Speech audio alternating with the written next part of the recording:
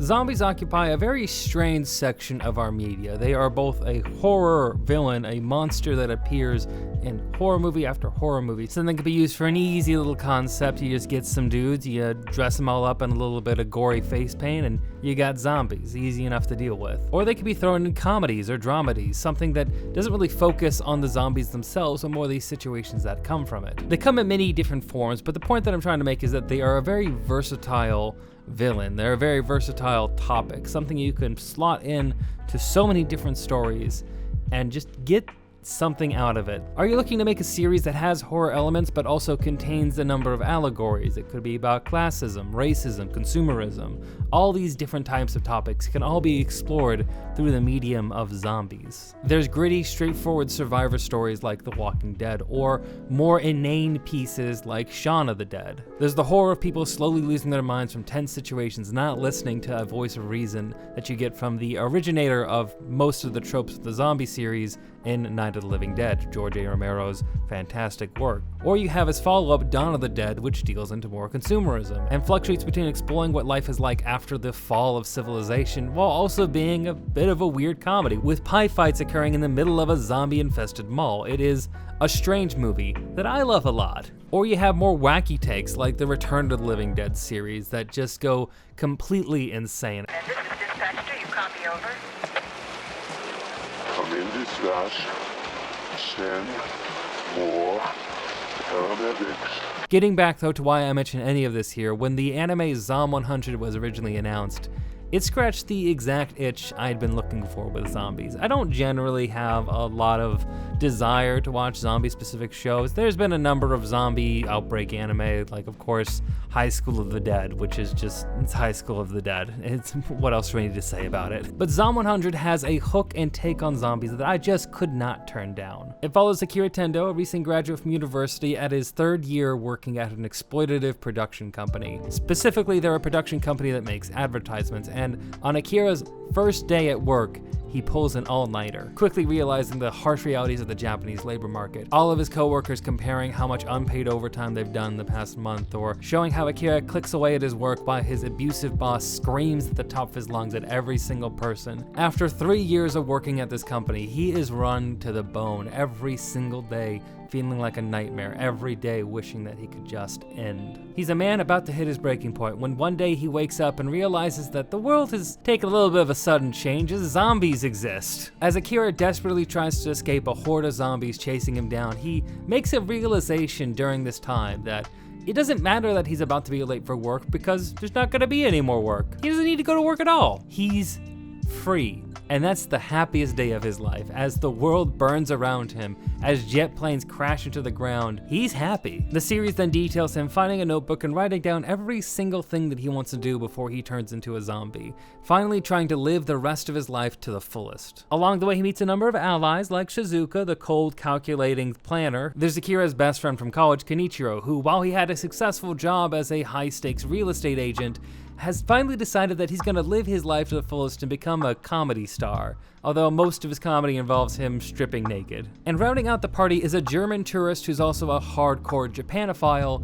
named Beatrix, who's just looking to go and explore all the things that she loves so much about Japan before, the end comes for her as well. Now, while this is a series based on apocalypse and the destruction of the world, it's also a series that doesn't really focus on that a lot. Now, sure, there are plenty of moments where characters die, eaten, attacked, a number of things happen, but it's never really treated as something that's shocking or something to really be upset about. It's just what's happening. The heart of this show, the message of this show is to have fun and enjoy the time that you have left. Enjoy your life. And you can feel that through every single scene of this show. That's not to say, though, that it doesn't have its dramatic moments as well, that it doesn't try to understand these characters and all the traumas that they've experienced and PTSD they may be suffering due to their prior life in the capitalistic hellscape that was modern Japan. It's funny, and it's mentioned a few times in the show, but Akira, before the zombie apocalypse, was already a zombie. Someone who is shuffling through every single day of their life like The Walking Dead. No real thoughts, no real drive, just one goal: to clock in, clock out, work,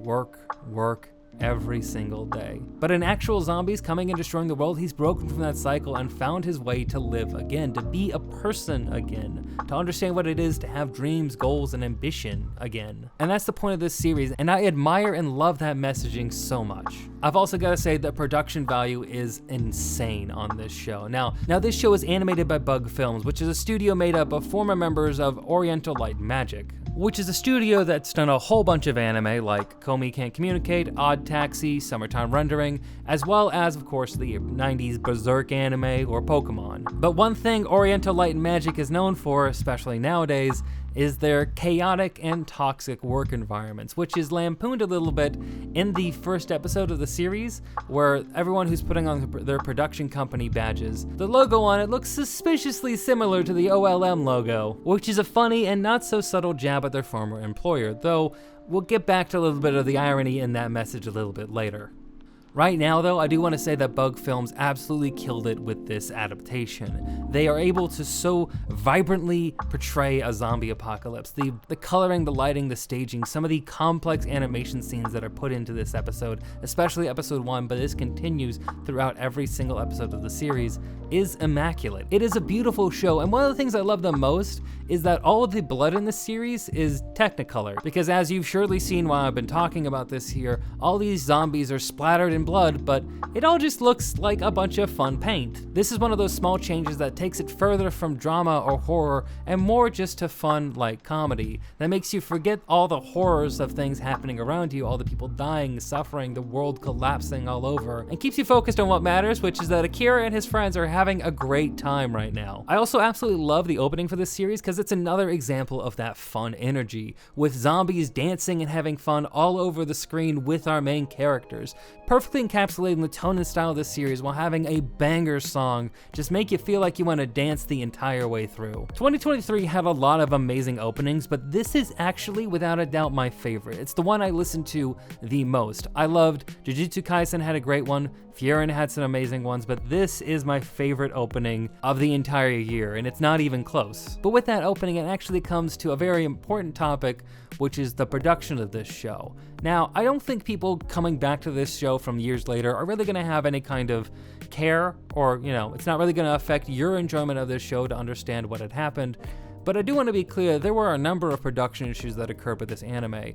If you look in the first 8 episodes of the series, the actual animation for the opening is pretty lackluster, most of the time it being just cool scenes that had happened in an episode or the previous episode, just cut together to make an opening. With some original animations, but the beginning of the opening just feels like a lot of walk cycles for zombies being reused over and over again, which was at first kind of disappointing. Then in episode 8, a number of sequences were updated, adding more fun and fluidity with Akira and Kenichiro dancing along with the music, while other aspects of it did go back to that, showing previous clips of other episodes.